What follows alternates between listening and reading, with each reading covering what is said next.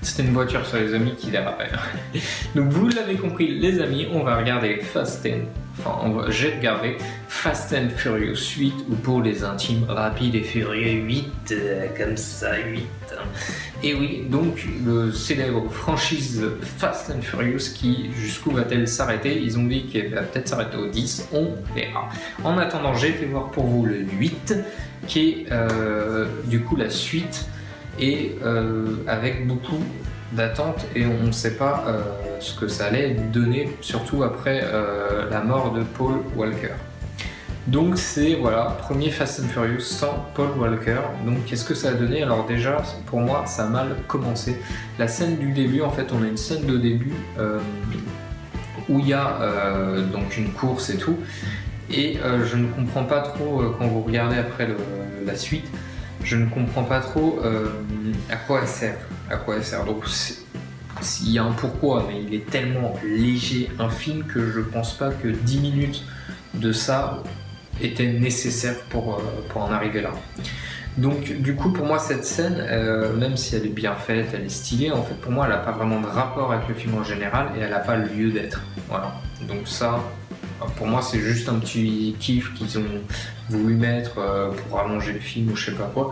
Mais bref. Voilà, cette scène déjà pour moi c'est pas vraiment le film.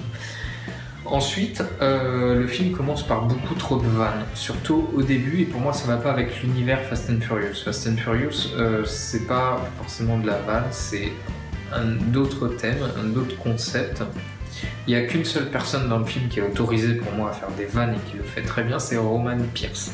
Lui, je l'adore, il est tout le temps à vanner, il est drôle et tout. Pour moi, lui, c'est son rôle à lui, mais pour moi, les autres n'ont pas ce rôle-là et n'ont pas à faire des vannes et compagnie également. Voilà. Donc, mais lui, j'adore, il le fait très bien et c'est nickel, mais il faut que ça reste à lui. Il ne faut pas qu'ils essayent de, pour toucher plus de monde au cinéma, de faire tout un film comique. Voilà, c'est pas du tout. Donc, lié à ça, du coup, pour moi, Fast and Furious en fait a perdu son âme. Pour moi, c'est devenu un film d'action. Un film d'action à la Die Hard, un film d'action à la Mission Impossible. Pour moi, Fast and Furious, c'est des thèmes sur la rue, sur les courses de rue, sur les gangs et tout. Et là, on retrouve plus ça. On retrouve plus trop ça. Et pour moi, ils auraient dû s'arrêter au 7 qui s'est très bien fini. Et malheureusement, voilà, on a perdu ça. Je trouve ça dommage. En attendant, si on enlève cette partie-là, sur le fait qu'ils n'ont plus le thème Fast and Furious, on va analyser le film sans le nom. Et donc le film est très bien, l'histoire est pas mal. Par contre, enfin non, c'est même pas par contre, j'ai adoré qu'ils ont pris maintenant un tournant technologique.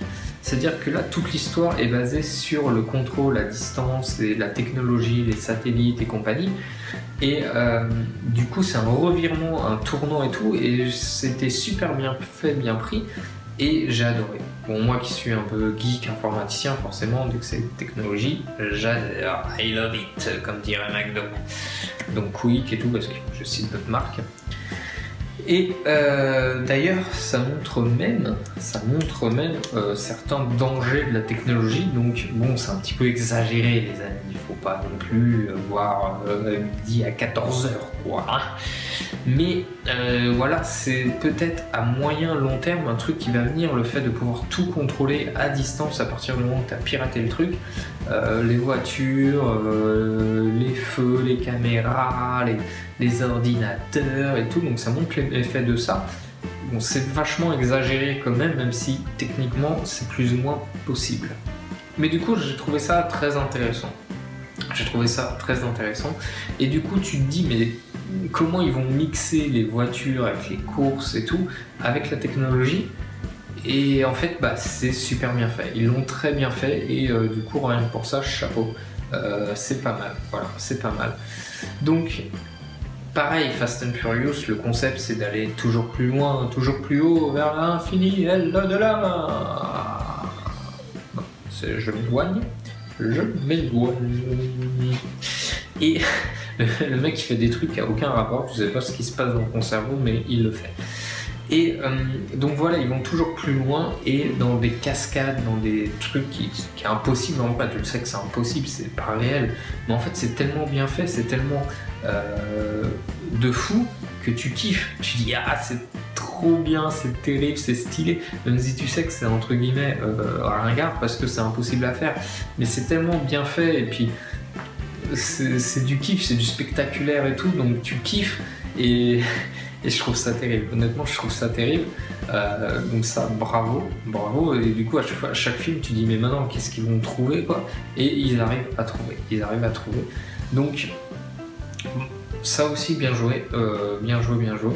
Alors par contre, c'est même pas un par contre, c'est le best du film, c'est la méchante que voilà, je kiffe. Bon déjà elle est super belle et sexy, hein. Je reste un mec avant tout, hein, les amis. Mais en fait, le rôle est super bien joué, il est super bien scénarisé.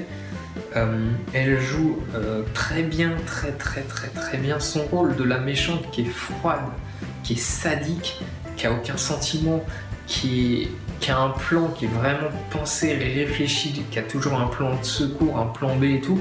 Et je trouve les dialogues et tout, c'est super bien fait. Et c'est vraiment mon personnage préféré. Et en fait, pour vous dire, vu le revirement du 8 là, je me demandais est-ce que j'allais voir aussi les 9, les 10 et autres, ils en font après 10. Mais après avoir vu cette méchante, parce que vu la fin, normalement elle devrait revenir dans les suivants, et après avoir vu la méchante, en fait, oui, je vais voir les autres rien que pour elle, et c'est vraiment, j'adore. Voilà. Donc, maintenant, il est temps de donner sa petite note.